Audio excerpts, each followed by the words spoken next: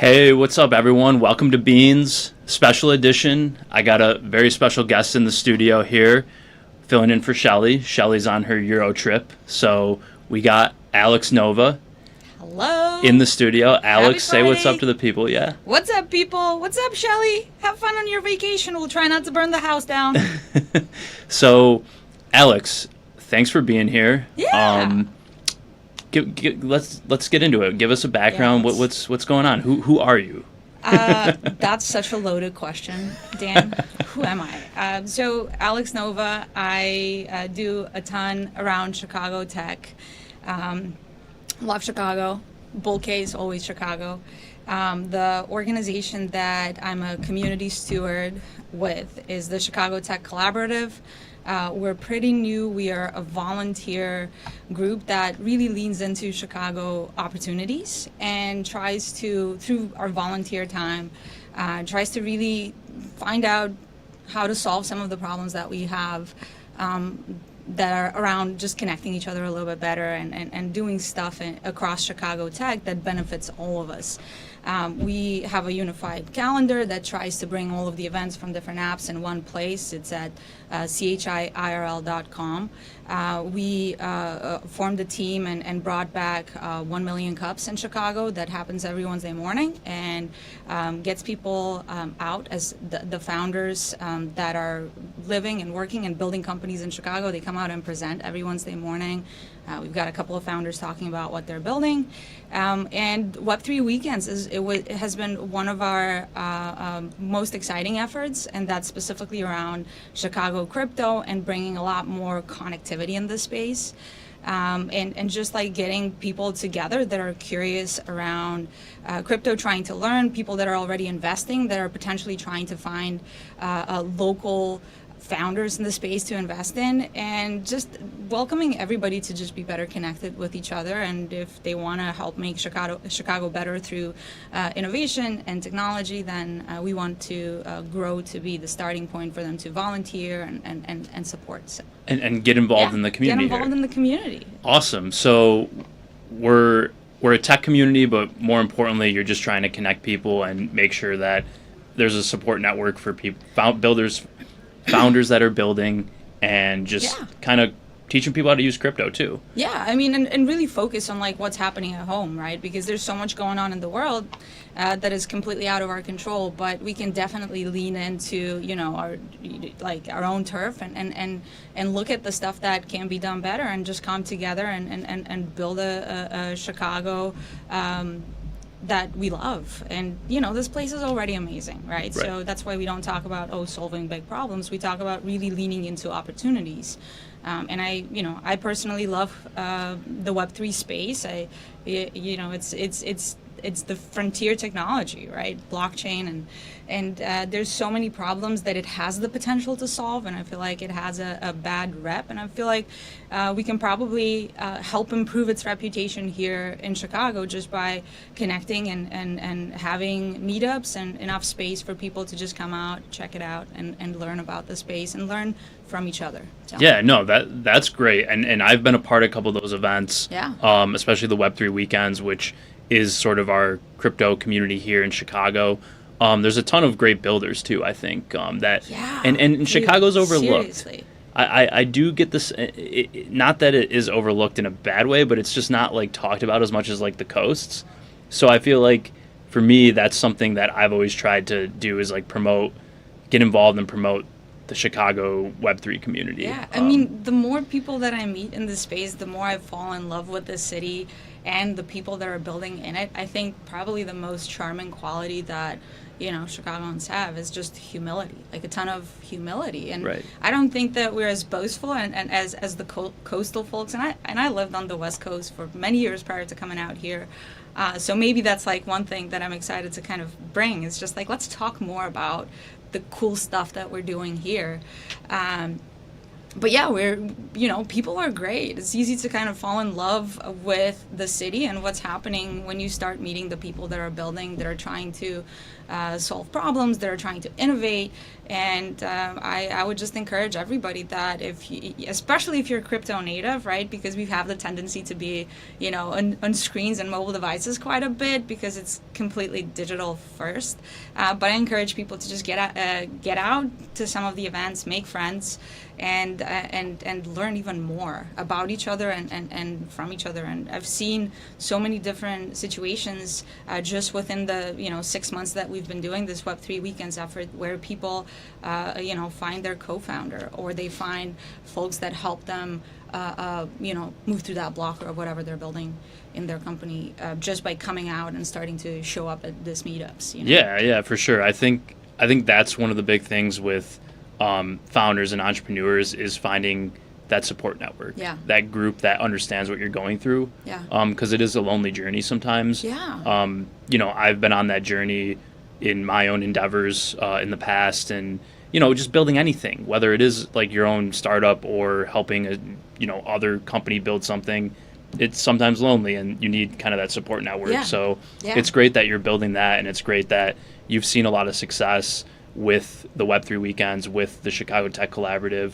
I'm excited to get more involved. I've been to a couple meetups, and not only that, but you're a trader yourself. I am a trader myself. So, actually, funny story. So the way that, and a shout out, right, to the ETH Chicago team, because the way that I've been in the crypto space, or at least curious and paying attention since late 2018, but I didn't actually start getting involved here in Chicago with crypto until end of last year.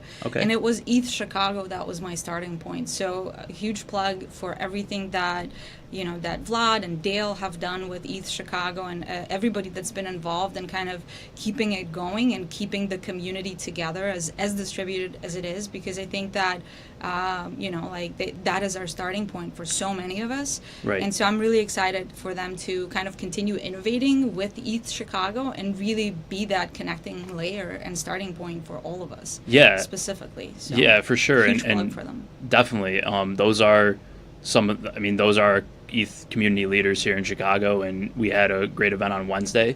10-year anniversary. What's up, you guys? If you weren't there, it was so fun. Photos coming out soon. But, I feel like there was so much energy in the room, and people are excited to do more, right? They're coming together, and they're like, oh my God, we need to get together even more. And that's exactly what we were, like, what I was selfishly hoping that will happen, is that more folks will get encouraged to just organize and put everything on the, ETH Luma calendar, and so that now we have visibility and how much more it's happening in this space, right?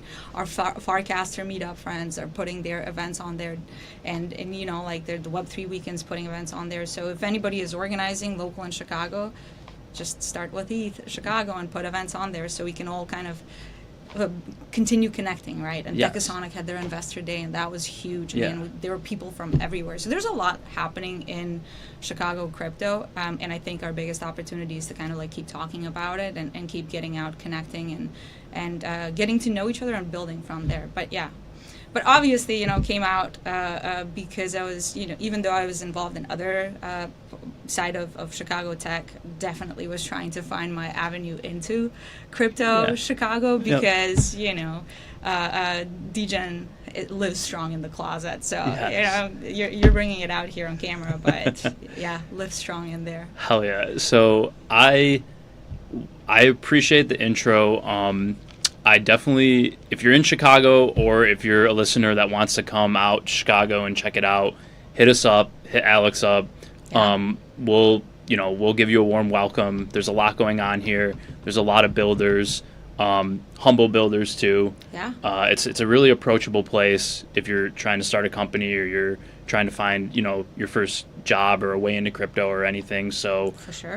That's being led by Alex and the Chicago Tech Collab, and then our East Chicago friends. So, chat. What's up? Good morning. I know Shelley's not here, but, if you have any questions, feel free to drop them in the chat. We're going to we're going to kick it off and we're going to go over to Yeah. your charts. We might not have good answers, but we'll definitely have some hot takes. Yes, we're all about hot takes here. We'll say some stuff. We'll say some smart things, and then we'll probably say some stupid things that you can kind of like clip and retweet. You know. Yeah.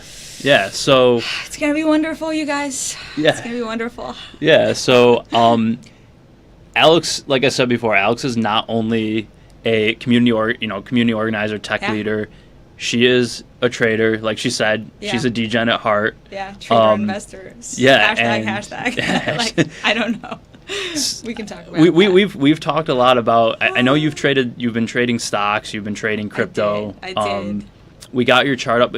Anything in the news that you were following? I know we had the job numbers come out. Job numbers came out this morning, and I mean, I don't know. Like, I get out around Chicago tech events quite a bit. I'm probably out beyond just crypto. I'm probably out at like 2, 3, sometimes 5 events a week. Yeah. And it definitely feels like, a lot of folks are looking for a new job or have been searching for a minute. And, seeing some of the numbers this morning, I was like, oh, wow. Like, the data is finally starting to catch up. It kind of aligns with what feels like reality when you're on the ground. I'm curious to see, if that improves with some of, like in the upcoming months, and how much of that is just skewed by revisions. But yeah, and I, there's a lot happening this week. I feel like with tariffs and, like the looming deadline of August 1st, well, here we are. So I was just thinking about it yesterday. I'm like, okay, you've got such a convergence of macro that all of a sudden, like now that August 1st is here, right? Now that we have a little bit more clarity after this week, now that we got through the, rate decision on Wednesday, then are we ready to breathe and bounce? So that's kind of like what I'm thinking in terms of, the overall space, because crypto's pulled back, markets have pulled back a little bit. It seems like only the big ones are staying strong. And there were some really big companies like announcing earnings this week, and there were some serious positive surprises as well. So I don't know. It feels like hesitation, but I feel like after this week we might have a little bit more clarity. So I'd be curious to see what happens from a price action standpoint. Yeah, for sure, and I think I echo that a little bit. I just saw, the July run up in everything was just so, I guess it was just so parabolic that I guess you can only really expect that expectations have gotten kind of above where the reality is. So August, I feel like as a month is always muted in markets. Yeah. People kind of take time off. It just felt like it was time for a little pause. You can see the chart up there. Bitcoin's it ranged and it's kind of pulled back now. It's consolidating. Right? Yeah. It's been consolidating. It's been trying to break that support in the 15s, so it's dipping below that, but it seems like it's trying to recover above it, at least if we're looking at the short time frame. So I don't know. Yeah, we'll see what happens here. But if I think about liquidity driving price action and the momentum that we are seeing, I think we've got more room to go. Okay. So yeah, I think we're still in an environment where risk assets are kind of leading the way. I don't necessarily, even though the job numbers came in a little bit poor, does that give us some reason to cut rates? Do liquidity? Yeah, like I don't know. What are your thoughts there? I can bullshit you. Okay. Right, but I don't. I wouldn't. I wouldn't know that. I feel like it's kind of disconnected, right? Like what's happening in markets and in risk assets and what's happening on the ground. So, when I look at some of the indicators, right? Some of, like the economic indicators, I don't know how much they inform risk assets anymore. It's confusing, right? It is because confusing. Everything is just going up and to the right.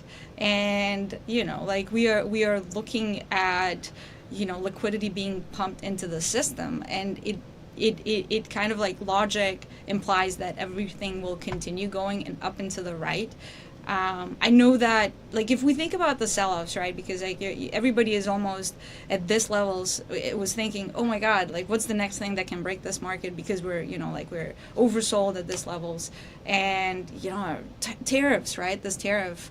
August 1st deadline, but the truth is that after that initial shock where I think we sold off like April about 20% or something, and we know like the market's just like nosedived.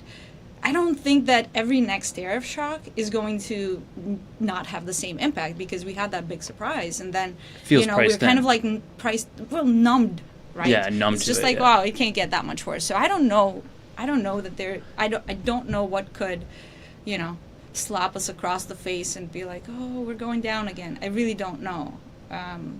Wait and see, watch price action. I guess right,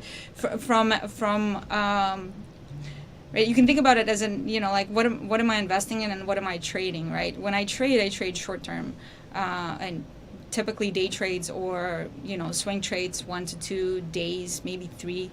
But when I invest, I look at a much longer time frame in terms of, like a decade or longer, and I just hold and add as we sell off, right? And like with my traditional assets, I earn premiums by selling options against some of my holdings, but in crypto, well, I'm experimenting. Okay. I'm learning and experimenting. So I feel like crypto is just a big experiment. That's just a big experiment, right? Like the whole thing is a big experiment for everybody. We're all trying to figure out what this is all about, but it's really fun. Yeah. So it was interesting you brought up your option. You sell premium against some of your positions. Is there any specific ticker or symbol that you're doing that currently that you want to bring up, or is any recent trade come to mind? I mean, obviously Tastytrade's an option trading firm.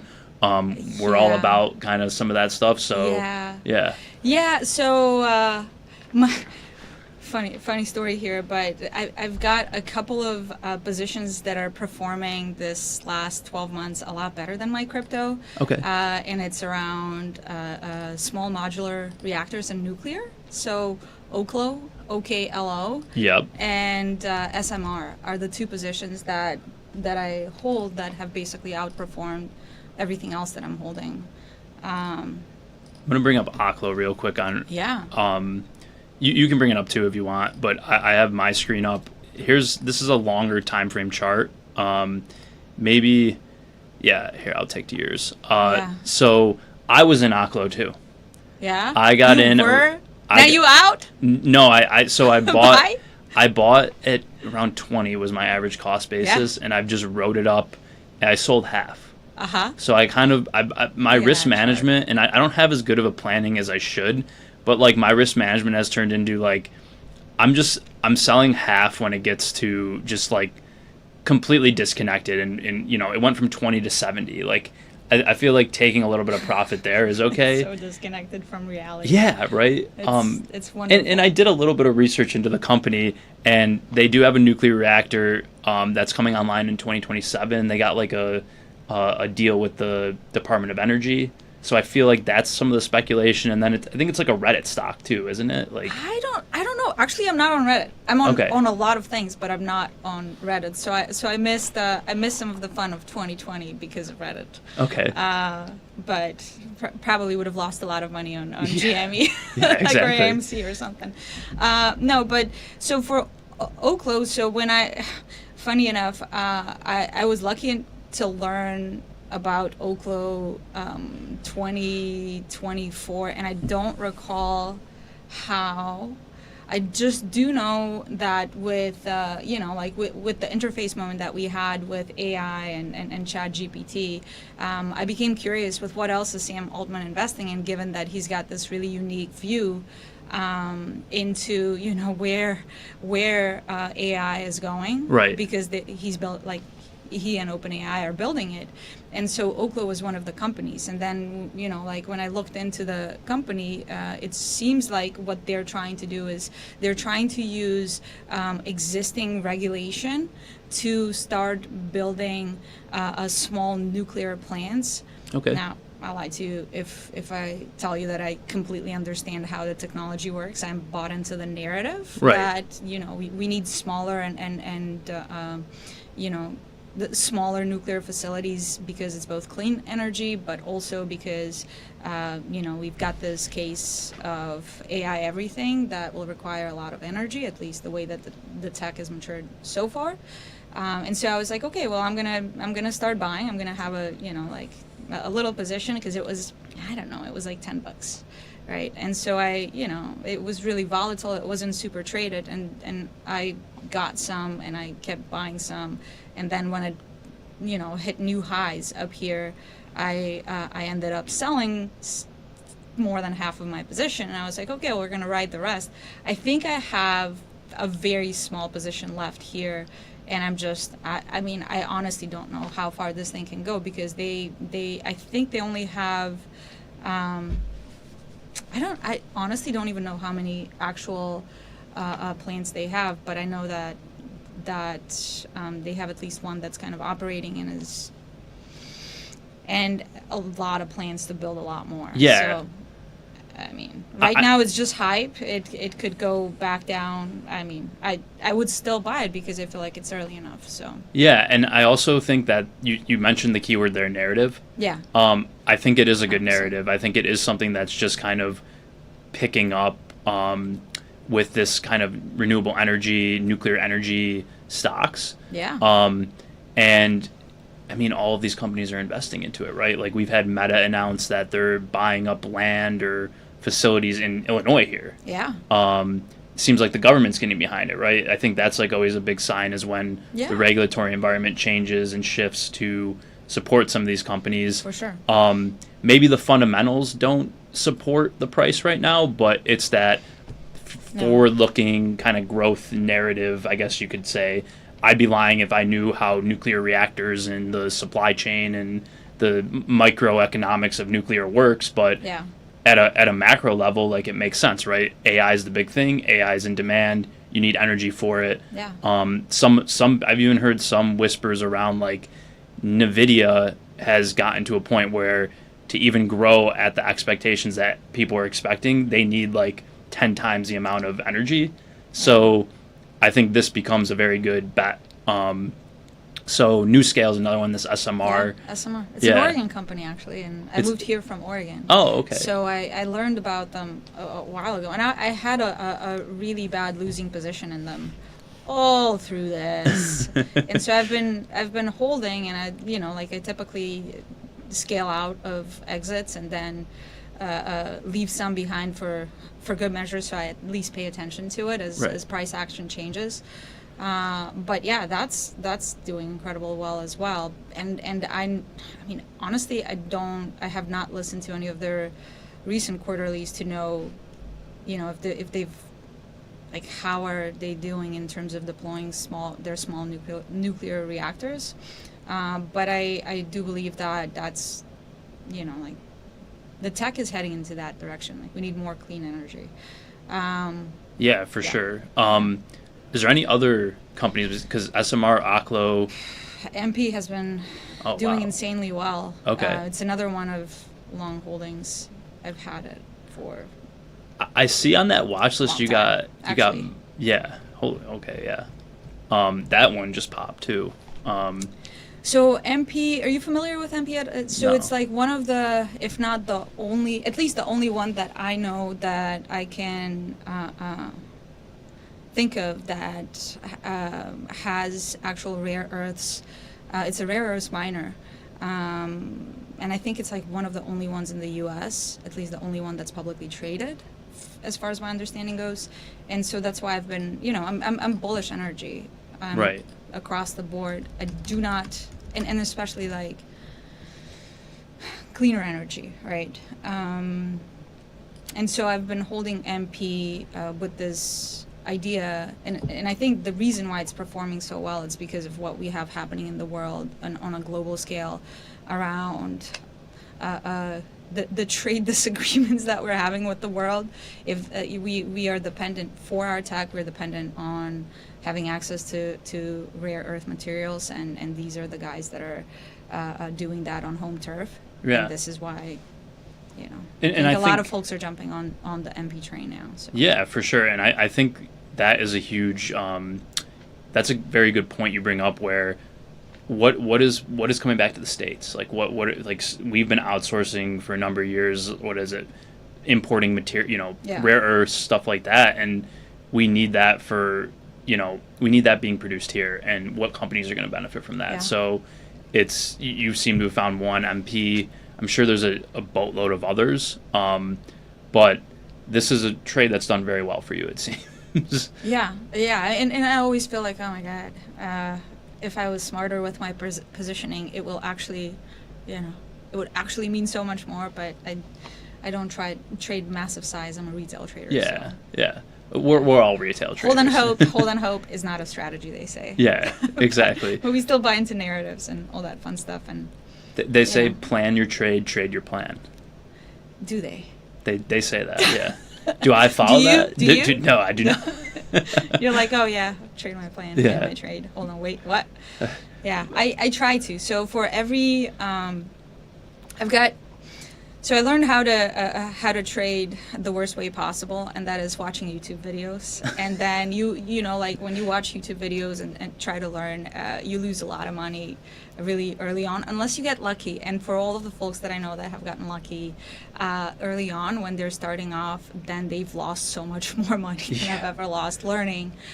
You basically pay your way into learning what to do, what not to do, Right. and develop your own edge. And to me, it was very much like I learned that I'm pretty risk averse, surprisingly enough. So I need to, and I needed to kind of like create guardrails for myself about how do I look at trades. And basically, there's like 4 elements of every single trade that I take, and that is number 1, it's like, what's my thesis, or like, what is the narrative here that I'm bought into? What is my risk? How much am I willing to completely lose? And then I'm looking at what's my, because of the risk factor, like what size am I going to put on as far as the trade and time, like how long am I going to hold? And that informs basically entry exits, like entry exit plans. So if I'm wrong, then, I get to, max loss. With my thesis, if I'm right, I just like stay in that and basically size out, and I definitely cushion earnings, I guess, or revenue generation through option premiums. Yeah, But yeah. So it's kind of what I think about it when I think about like how I learn how to trade and how I think about trading. Period. Yeah, no, I think that's spot on with how you should be thinking about it. Staying very disciplined, utilizing options in a way that protects you, I think, right? Yeah. Selling premium when it's high, when IV is high, buying it when it's low. I'm not really an options buyer myself. I use options as hedges typically now. Yeah. I used to when I was younger. I used to do all the buy calls and pray type stuff, Robinhood. I don't do that anymore. I basically, what I've been doing, and it sounds like you do the same thing, although to varying success, is if I have a position and it goes way up and it's super volatile, like these ACLOs or these SMRs, I start selling the premium at the top because, and I sell covered calls usually is what I'm doing. And just as like kind of the synthetic limit order in my mind, where if I get called away on like a 300% return or whatever, it's like I'm okay. You know what I mean? I'm okay with that. Doesn't always work out. I have one right now. Robinhood. I bought a ton of Robinhood stock back last year.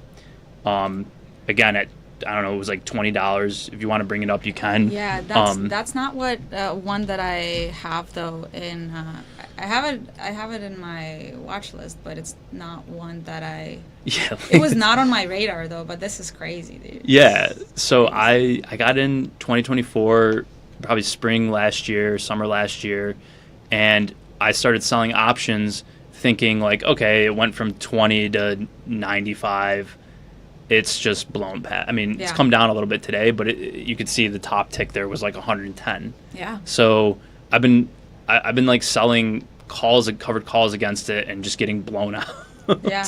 Um, Yeah, but but you're in the premium, right? So Right. it's like it's technically you're limiting your upside potential, but at the same time you are earning income from it. yeah, So exactly. And I don't know, because the upside potential there, if you look at on a long time frame, sure they've been killing earnings, but the expectations end up getting so high, it's got to come back down to earth, yeah. right? Well, but does it? Yeah, exactly. I don't know.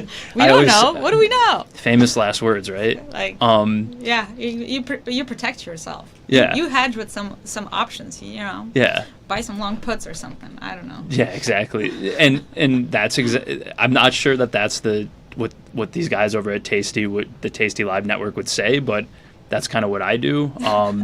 But yeah, I love talking stocks too, because I think there is an overlap between stock trading and crypto. Yeah. So We watch the tea leaves and exactly. you know, like the charts.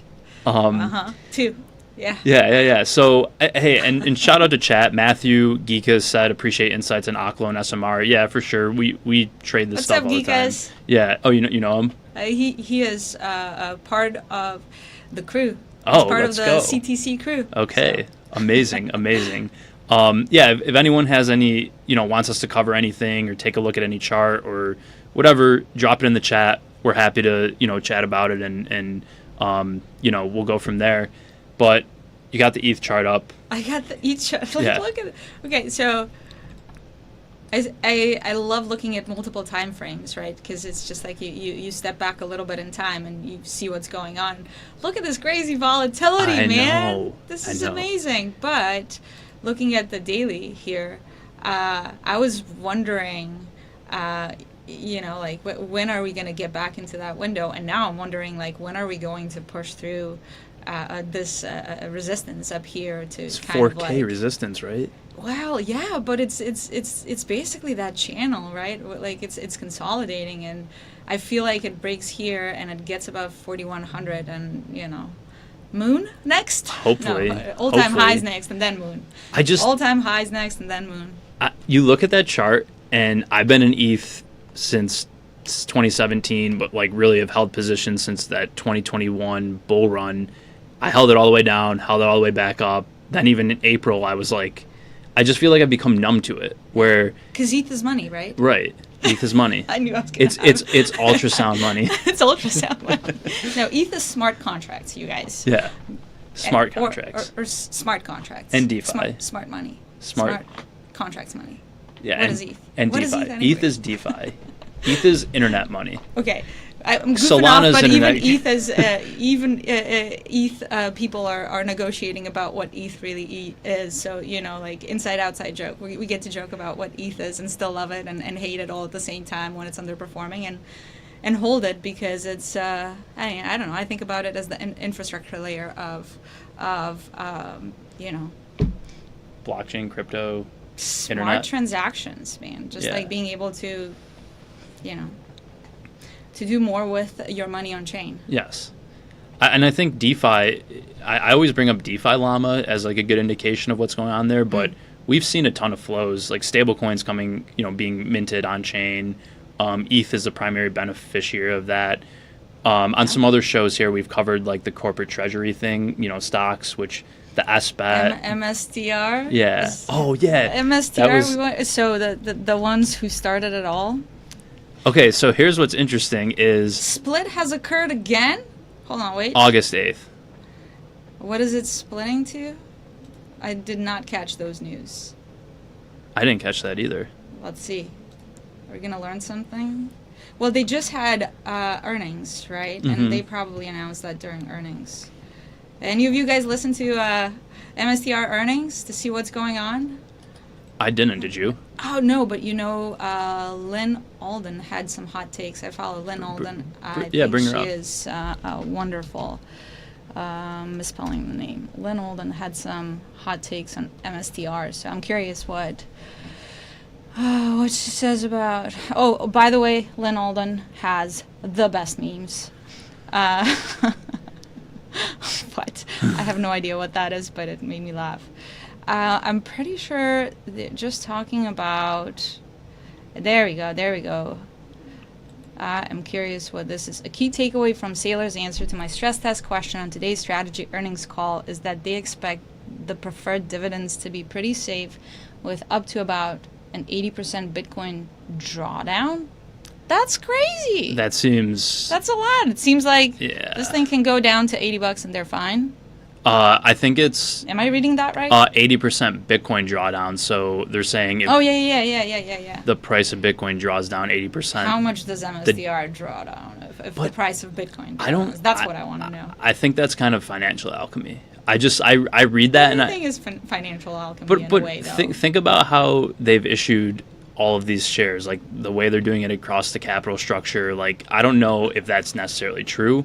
Actually, some of the guys on the research desk here at Tasty did some analysis on this, and basically their conclusion was like it works until it doesn't. So I'll have to follow up with them because I didn't read the full report, but they did some analysis on it. There's a lot of people that believe Sailor's correct in that everything's safe. I don't know if any of these other companies are that are kind of like the followers, but I thought that beat was crazy. You posted that in one of our chats yesterday where it was like they expected the earnings to be like 7 cents and it was $32. It's crazy. Yeah. That's crazy, though. It was, yeah. So, I mean, I think that to give credit to whatever might be happening and however this MSDR story ends, to give credit, he was there first. Yeah, he right? was. He was imagining He was. this thing first, and he was experimenting with it, and you know, like okay, I'm going to use my entire company as Bitcoin treasury, basically. Right. Like, and let's, you know, I'm just going to sell Buy fiat to Bitcoin. buy Bitcoin. Yeah. Right. I'm just going to create like. Sell stock, buy Bitcoin. Right. I mean, so now everybody else is jumping on that bandwagon, and I think that this is where the risk gets introduced, right? It's because, like, you know, I don't know, like there's going to be so much of that, and kind of like we see that almost every cycle. It's like we had that with SPACs, and we had that, you know, I don't even know, like there's always something new that people are experimenting with. I think that's fun and exciting, but across the board, when I think about experimentation, is just do it carefully, right? Right. And kind of like tying into crypto is like, for so many people, when you say crypto or Bitcoin, it is still scam, right? It's still so risky. And, you know, the way that I've learned to think about it is, okay, sure, but at what point with how I feel about risk, or do I feel like I can put some risk out there, I can put some money out there, just so that I can participate without, you know, just like losing my house or something, right? Or losing myself into it. So I think that you can experiment with very little, and that's probably the best thing about crypto in terms of like as a retail trader, right? Like to trade stocks as a retail trader in the U.S. with a U.S. broker, to day trade, you have to be above the pattern day trader rule, which is $25,000. With crypto, you can put $10 in an account and start experimenting, which is cool. And I think that from a big picture technology standpoint, it's exciting to see that one of the things is access and accessibility. Yeah. It's just that so more folks can try to learn, so that they can learn with less, with less money on the line. Yeah. Right. And figure out where that goes. To your point about the opportunities in crypto, I've always found that it's easier to be kind of like an individual retail trader. It's not easier. Let me rephrase that. There's more opportunities to be an individual retail trader and be early to something in crypto and have the same information that like everybody else or like a professional institutional investor would have, right? Because like, you know, you see some of these meme coins, or you see some of like the way you can participate in a DeFi project or just any project on chain, and they give you an airdrop, right? You can, with just a little bit amount of money, you can very quickly build your bag up. You don't necessarily need this like really connected tech high net worth network to get into some of these early projects. At least for me, right? Like if you're just there in the trenches, there every day, paying attention to Twitter, in the Telegram chats, jumping on new projects, jumping in Discords, there are opportunities there. Yeah. Whereas I don't necessarily feel like that in the traditional stock market, right? Like And I mean, that's improved as well, but definitely not at the pace of which, from an accessibility standpoint, Right. When it comes to information, when it comes to just knowledge, learning, understanding, right, all tied to information, when it comes to the ability to kind of look at look at price action and look at different options that you have in terms of the instruments you want to trade. I think that crypto is by far the most accessible thing that we have today. But also I think that that's kind of happened over time with traditional finance as well. Yeah. Especially, like more brokers, more retail brokers. I mean, Robinhood changed a lot of things for a lot of people. Yeah. And just having a company like Robinhood gamifying and making it easy for folks to access retail trading. I think, if I recall correctly, they were the first ones to go to zero cost on trades that you put on commissions, right? Yeah. And then it kind of because of how quickly they were growing, I think it kind of like it challenged the legacy broker world to adjust their fees as well. And so, like, TD Ameritrade and all of these other brokers, Schwab and E-Trade and you name it, they implemented after that zero commission trades. Yep. And that was kind of like the first wave of that. Okay, innovation is happening faster in trading.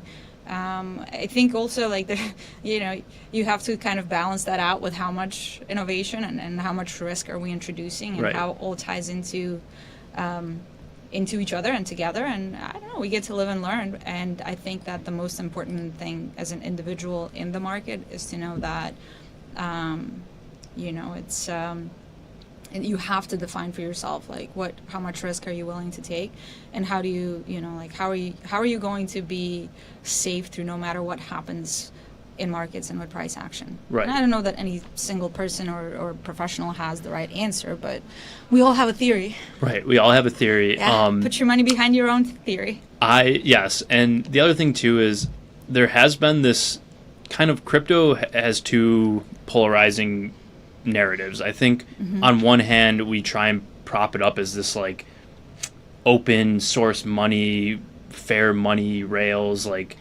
globally connected internet capital market where it's fair, everyone's equal. But on the other side there's like this degenerate gambler, very like dopamine human ridden nature though. Yes. I mean, human nature, everybody falls into that trap, but it also, you either learn or you get wrecked. Right. And either way, you get wrecked and you learn. And yeah, right? exactly. It's like, but hopefully you don't let yourself get wrecked a lot. Just learn. And you just have to be careful about, I know that the things are improving from like safety and security and, like just being able to have less scams, and like the technology is tightening up. There's more guardrails and protections. But I feel like, if you don't know anything about the space, you start small. And if you do know a little bit about the space, then the one thing that I keep telling myself and try to remind myself of is overconfidence leads to being humbled. Right. In markets. Right. And that is like, you think you know more than you do, you will be humbled by the market. Put on a trade, you lose the money if you're, if you don't have a good plan. And I think it's so important to kind of be mindful of that. But you only get that experience, I feel like, by trying and getting out there and putting yourself out there and learning. You can't like read a book or watch a video to figure out how to control your emotions like that. Because I definitely feel and like markets are in life, period. Right, exactly. And there's something to be said about having conviction, and there's something to be said about like sticking to your plan and sticking to your thesis. Yeah. But not like overconfident, ego-driven cockiness that's just like, I'm right. It's more of like I think I'm right because of these reasons, and if stuff changes, then my viewpoints will change. Yeah. And I've been there. I've gotten humbled pretty quickly on a lot of stuff. So I think trying to have the self-awareness to know that you should have conviction, but also that you can change your mind, right? Yeah. And that market the market is always right, and the market is basically like some sort of an aggregation of all of our ideas. Right. It reflects through price action, and then you either stubborn or you're humble. Right. And I think that being humble gives some sort of a longer term survival Yeah, exactly. chances, I guess, Exactly. in markets and doing well. Yeah. So I got a question from Matthew, Geekus in the chat. From either or both of you, if someone had some play money to invest right now, what sector, coin, area, stock, or market would you be throwing money at if you had to pick one? Right now, at this very moment, Yes. I mean, I go back to the 4 points, right? Like, okay, you've got some play money. You're looking for the thesis side of things. Risk is losing all of your play money, I assume. And then where do you get in, where do you get out? So my thesis right now is that, and this hot take, I think at this point, given market structure and all of the things that are happening in the world, I think it's safer, and I have personally made the commitment to move more and more of my holdings on chain. Okay. I think it's safer to be on chain. Okay. With the volatility and everything. And then, because you can see where your money is going, and I'm pretty bought into the long-term case for what is being built, what we're building on chain. And so I would distribute, my play money across 4 protocols. Bitcoin, for sure.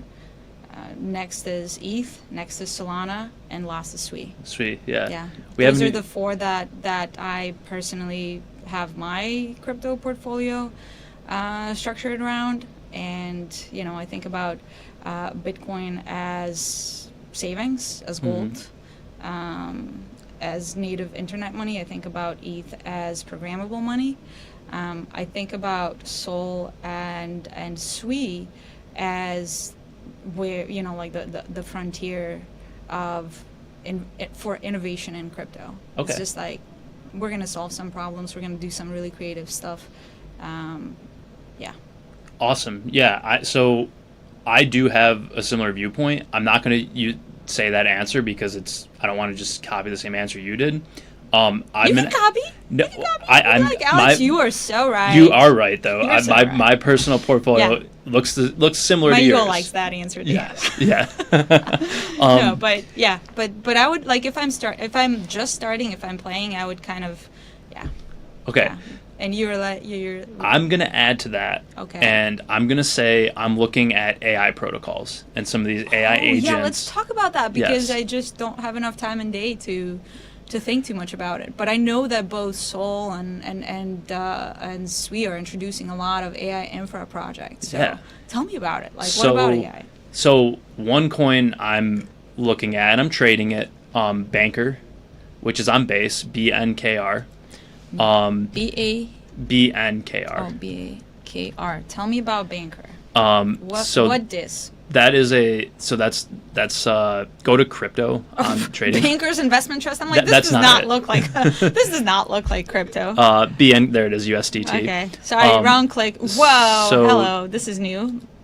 Yes. So this is Hold on, am I looking at the right? Yes, you are. But Yep. it's on Mexi, so is it? I'm probably can't. I would do- Where would you say has the most liquidity? Probably that one, Mexi, honestly, or Okay. yeah, it Coinbase just listed it, so Okay. it was one of these like meme coins Uh-huh. that had these AI agent coins, rather not a meme coin, AI agent coin that kind of popped up, and basically what it is it was an experiment that somebody from the MFer community made, an agent that allows you to connect your wallet and basically just prompt the Banker bot to trade, send. Banker is a bot. It's an AI agent. But is it yep. very much like the Eliza thing? Because Eliza was first in the space, right? This is a terminal. A16. Yeah, See, this no, this is different. more Oh. that one crashed. Oh. Yeah, Is that what's going to happen to Banker? I don't know because Coinbase just listed it. So basically, what this is an AI agent that allows you to interact with protocols on chain. You don't need to like hold a wallet or anything or interact with a wallet. You just prompt this Banker bot, and I'll send you $10 in ETH, and I just prompt it. Your wallet's connected to it, and it's just like an AI terminal, right? And you can actually tweet at it too. So I kind of saw this as like an interesting innovation. Okay. So Tell me more. yeah, so if you go there and it's BANKR. Here too. B yeah B? ANKR Bank. right there. See, it's actually an Banker automated bot. If you tweet at it, you can be like, banker, tell me the market cap of whatever Bitcoin. Or you could be, if you have your wallet connected and you have to go through and do some of this, you connect your Twitter account, you can be like, send at TruthDancy, my handle, $10 in ETH. And right through the Twitter tweet, right through tweeting at it, you can do transactions. Right? What? Yeah, so this is where I think a lot of the space is going, where you don't have to have a self-custody wallet anymore. You'll be interacting with these like on-chain AI agents. So that's one where I'm kind of playing around with, and obviously, yeah. That's interesting. Okay, so I my mind always goes to, well, what is the use case and what's the like consumer experience / need? So click on banker.bot. Banker.bot. Okay. So Trade with banker. Okay. Yeah. So it's okay. It's interface like give me banker market data. Bridge 5 ETH based Solana. But that well, if I can just send $5 of ETH from my wallet to your wallet, why would I do it through a bot? Question mark. Easier interface. Don't have to screw around with bridging, finding bridges. It's just kind of sure. So for somebody that is just new. Not wanting to mess with wallets, they can probably just text banker. Yeah. But you would have to have your wallet connected to it. You can connect your wallet, or you can connect your X, and I think it gives you a wallet to deposit. So you just like send money to it once, and it's through Privy on your X account.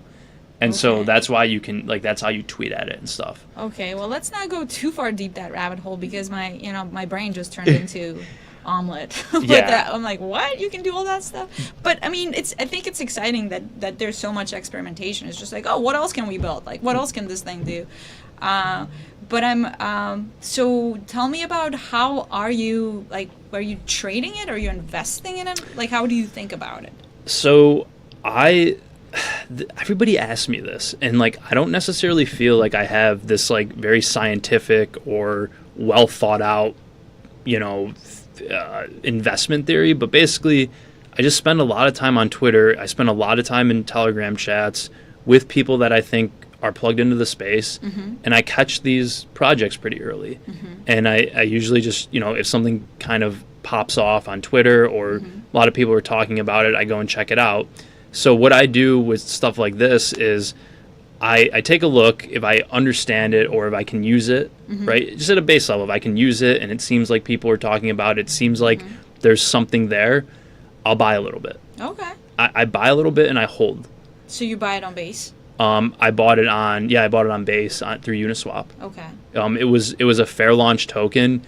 Again, this is why crypto's so weird. It was like an experiment that someone just made, and it just kind of caught fire. It wasn't like a well thought out business or something. It was just people screwing around with AI agents, and this kind of became the thing. You screw around, you find out. Yeah, you either make a lot of money or lose a lot of money. Yeah, so if you don't screw around, you do nothing. Do nothing. Yeah. So I bought this, and Coinbase integrated it, or Coinbase listed it a couple days ago. And it's just kind of gone, I kind of held it through this little down phase. Yeah. And then it just kind of popped off, and it's making money. Like the bot makes money because you have to subscribe to it and pay to send certain messages. So it has like a real commercial model to it.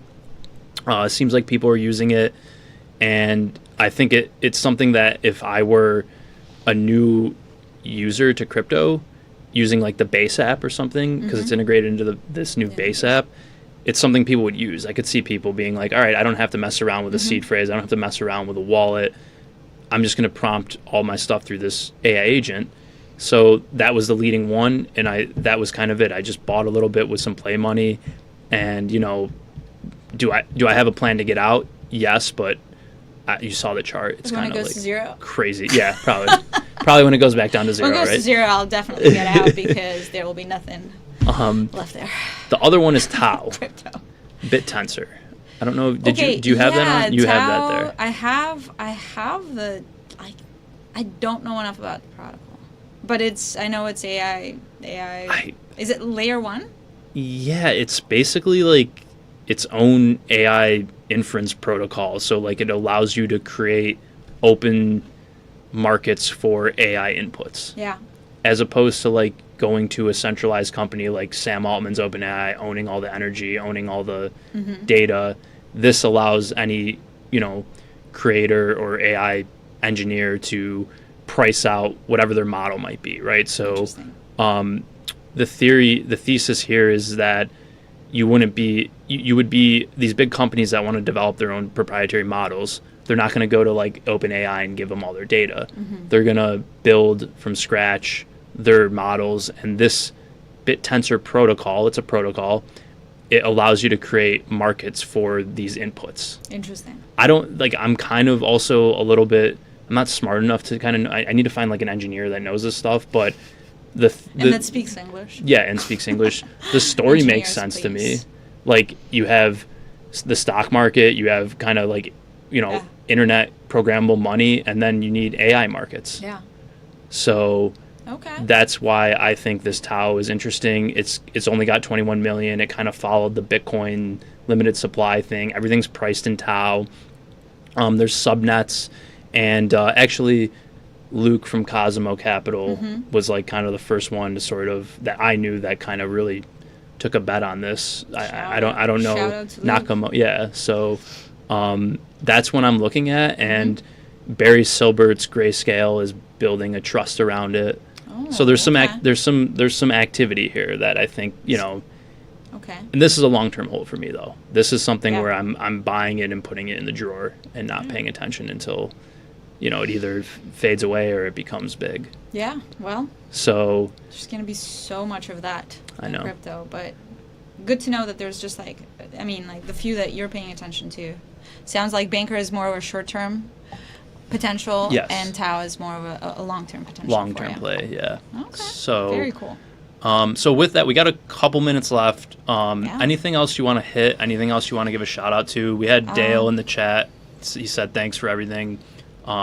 So, shout out again to the ETH Shy people. Yeah. I mean, in closing, thank you so much. This has been really fun. I've known of and been familiar with Tasty Trade for a little while, and actually, with what they built prior to, I still use some of their old tech via Thinkorswim as a retail trader. So thank you for having me here. This is very special for me. And for everybody that is listening and is curious about crypto, my suggestion is just start learning. If you see Bitcoin at 115K and you think that's a lot, it's still early. At least that's, with everything else that I do in tech and in Chicago tech, it keeps me grounded in that the space is only 10 years technically old. Yeah. From the inception of ETH, when we finally started doing programmable money. So it's really early, and there's still so much to be learned and to do and to experiment with. And if you are in Chicago specifically, my bull case for the decade ahead is that we need each other as humans in this world of AI that we've entered, and the way that we get to collectively stay healthy and live through the change that we're all experiencing is through community. Okay. And so I would say that if you are spending a little too much time behind the screen, just get out there, make some friends, some real friends in real life. There's so much that we learn from each other, so much that we get from each other from a value, like true life value standpoint, just by spending time together. So just get out, even if it's like once or twice a month, but make some friends, learn some things, and I think that sets us up to kind of what I'm working on with the Chicago Tech Collaborative, It's really like, how do you, as a community, come together to do good things for your city? So I'm really excited about continuing to do that and continuing to make more friends in the city. That's awesome. Yeah, same here. Any way we can support you, I can support you. Let us know. It's been a pleasure. I'm really happy we got a chance to bring you on. You've been doing so much for the community here. I'm a part of it. I'm a beneficiary of it. I'm happy you're a Tasty Trader too. I think there's been so many of these people, when I tell them, hey, I work at Tasty Trade, they're like, oh my God, I love these guys. And I learned so much for them. Yeah, and they're like the original, I mean, they're OGs in this space. Yeah, they're OGs, and like they've even, we did a flashback for ETH 10-year anniversary. They were interviewing Vitalik in 2014. That's amazing. And they were just like, we didn't even know what it was. So like they're earlier than any of us, and definitely learned a lot from them. And appreciate you coming on. If you're in Chicago, definitely check out some of the Chicago Tech collaborative events, ETH Chicago as well. Yep. And then where can people follow you? Probably if you're crypto native, probably Twitter or X these days. I spend time on LinkedIn. I spend time on Instagram, and you can probably find me at one of the Chicago Tech events or community events at least a couple of times a week, if not more. And hey, Dan, if you have me again on the show, I promise to use some of the buttons. Yes, I totally forgot. We were talking. I can use the air horn. We should end on beans, though. Okay, let's end on beans. Beans. So with that, happy Friday, everyone. If you have any questions, hop in our Discord. I'll answer them. Jose, I will get you the agent contract addresses so you can take a look. And if you have any questions for Alex, feel free to let us know. And appreciate it. Happy Friday. Have a good weekend. I'll be back next week. And with that, I'm Dan. I'm Alex. Take care. Bye. Bye.